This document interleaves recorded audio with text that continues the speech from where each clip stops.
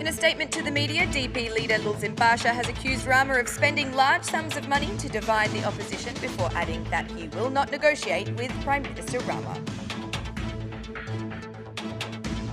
Prime Minister Edi Rama, in an interview with Euronews, explained that the decision to open accession talks depends on the internal situation of the member states and not on Albania's achievements. Although the dollar, the main currency used for oil trade, fell below 110 lek 4 months ago and has continued to devalue since, the price of fuel in the country has not seen the impact and remains unchanged. It's 6 o'clock on Friday, the 9th of August 2019. Good evening and thank you for tuning in to rtvора's English edition. My name is Alexandra, bringing you the only daily update of the local Albanian news translated into English. If it were not enough to remove the opposition from every institution, the Democratic Party and its allies, according to Lulzim Basha, are already facing Edi Rama's attacks on their division. Speaking to reporters, the DP leader rejected any indication of a possible crisis with the united opposition following the decision by their three allies to register in the October 13th elections. There is no division in the opposition. October 13th is the only constitutional date for elections. The Central Election Commission and all other institutions had to implement the President's decree. Failure to implement the decree charges them with legal and penal responsibility. But we must distinguish between party decisions, whether or not to go to the elections, and the rule of law. Decisions to enter or not in the elections violate neither the Constitution nor the law, regardless of the impact it may have.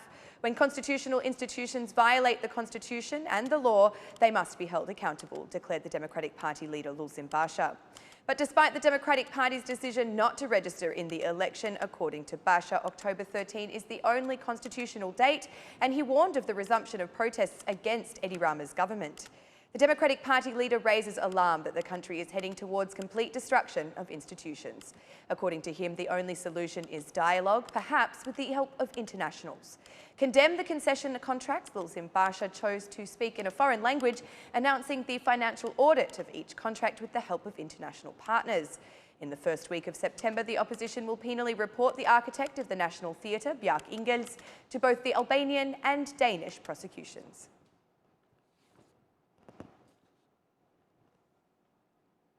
France, the Netherlands and Denmark have gone cold on expanding the EU into the Western Balkans, despite EU recommendations to start the process for Albania and North Macedonia. During an interview with Euronews television, the Albanian Prime Minister, Edi Rama, expressed dissatisfaction with the situation. We have to face it that more and more the decision-making of the Council is not based on what we do or on what countries like us do, so much as the internal situation or internal political dynamics in different member states. A new survey showed that European public opinion was largely frosty when it came to new neighbours. Fears of foreign immigration have grown since Bulgaria, Romania and Croatia joined the bloc. Beyond public opinion, there are still many obstacles to overcome before the new hopefuls can join the club. There are areas where the Albanian institution as a whole, they need to continue working. The fight against corruption, it's a daily struggle.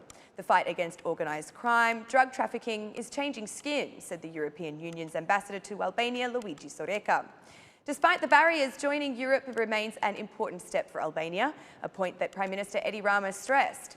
For us, Europe is not simply a bureaucratic process, nor is it simply a club of developed countries that we wish, hope or dream to join. Europe, for us, is what it was for its founding fathers. First and foremost, it is a project for peace and cooperation. This is an outlook that could quickly dampen unless Europe opens its door.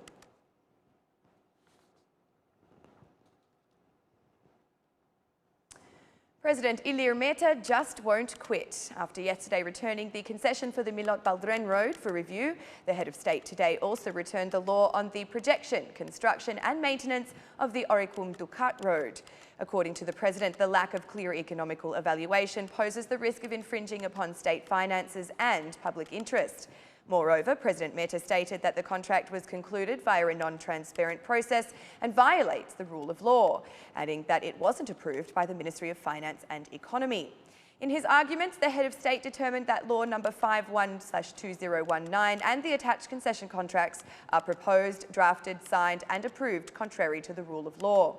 He added that this law has been has been formed in violation of the rules that govern this process, in breach of the principle of free competition and equality before the law, and in doing so has created a risk of infringing on the public interests.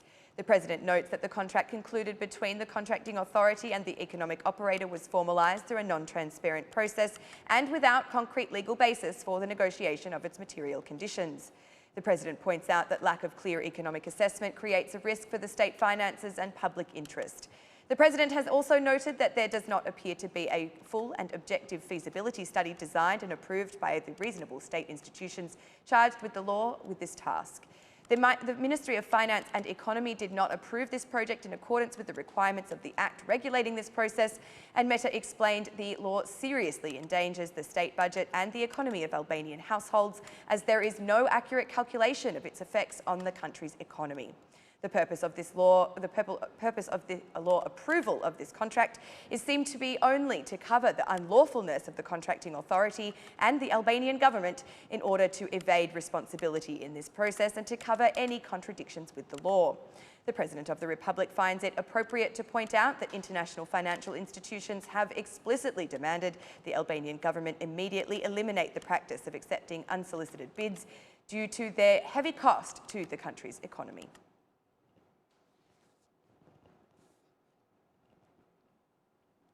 Albanians continue to pay for the most expensive fuel in the region, even though the dollar has seen continued devaluation for several months. According to the Bank of Albania's history, $1 has been exchanged below 110 lek since April, but there has been no impact on the fuel price in the country. At petrol stations, 1 litre of petrol is now sold at 177 lek. The dollar is the currency used to sell and buy oil in international markets, and any fluctuation in that currency is usually reflected in the price of the black gold.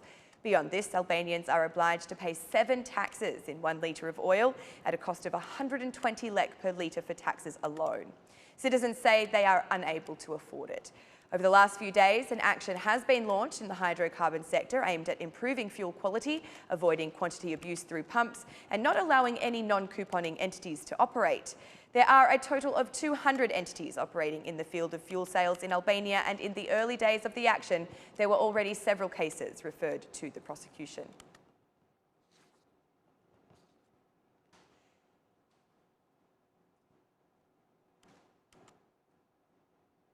The first generation of recruits joined the Kosovo security force on Friday after passing laws to transform it into an army. 337 new members of the force, of whom 52 are females and 22 are members of minority communities, lined up in the army barracks for their certification ceremony. Outgoing Defence Minister Rustem Berisha said Kosovo's goals remain NATO membership.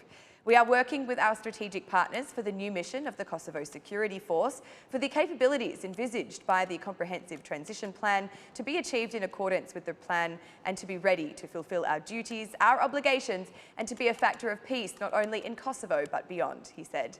Kosovo Parliamentary Speaker Kadri Veseli said the army aims to empower and professionalise to be ready for NATO membership. He added that this army serves the peace and stability of the region. We do not threaten anyone. We have never done so during our history, but we will not allow anyone to violate our freedom and our state. The territorial integrity and borders of our state are sacred today and always, said Mr. Veseli. Developments in the ranks of the Kosovo army come as the country is involved in a debate on changing borders. The idea was presented last summer by Serbian President Aleksandar Vučić and Kosovo President Hashim Thaçi. Kosovo's political parties have repeatedly opposed changing borders as a way of reaching an agreement with Serbia.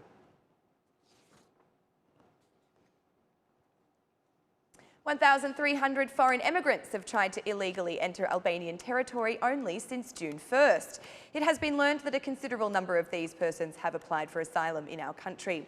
From the inspection of the Kakavia border crossing in the framework of the Operation Frontex with the Czech police, the Border Department Director, Edward Merkai, said that asylum seekers had been explained the procedures and, as a result, some had returned voluntarily. 21 Frontex effectives are stationed at the border points. The leaders praised the progress so far in the crackdown on illegal immigration, as well as the capture of some wanted persons. Since June 1st, the Kakavia border crossing has seen a total of 450,000 individuals pass through, 150,000 of whom were foreign citizens entering Albania.